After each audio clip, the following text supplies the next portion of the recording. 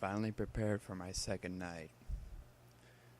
Not long after I started on my shift, the guy calls again leaving me a message about more things about the restaurant. He was right about the animatronics being a little glitchy and how they wanted to stuff me in a Fazbear suit. But as he was talking, I heard him mention a fourth character in Pirate Cove. He told me to keep an eye out for that character since he thinks it doesn't like to be seen on camera, but does get a little active as I leave it off of it.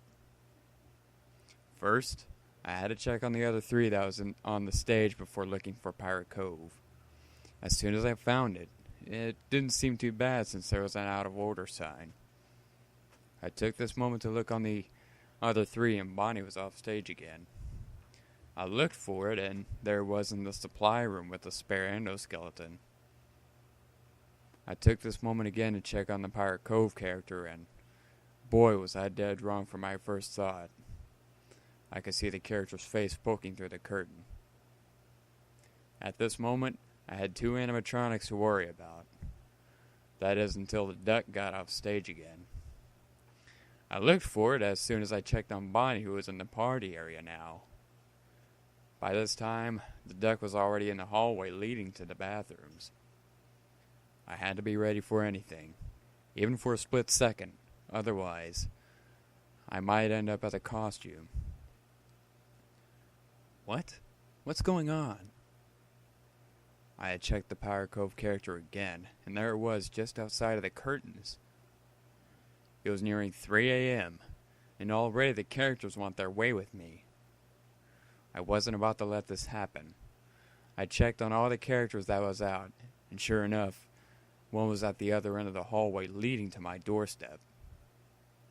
I don't know how, and I don't know why, but these animals are really starting to get aggressive with each passing turn. Sure enough, at around 5 a.m., the Pirate Cove character was out. Oh, hell, where could he be? I looked all over, and I could tell that the duck was near my door, and so was Bonnie. But where was the third one?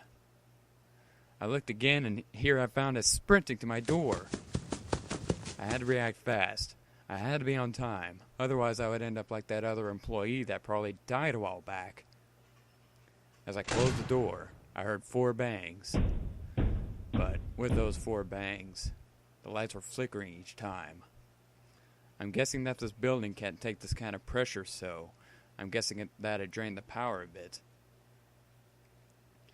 I look at the clock, and it was about 5:45 and ticking. I check outside my door, and there was Bonnie waiting to get in. I closed my door before this could ever happen, but then I realized that the duck was outside of my door as well. I turned on my light to the door on the right, and it wasn't there.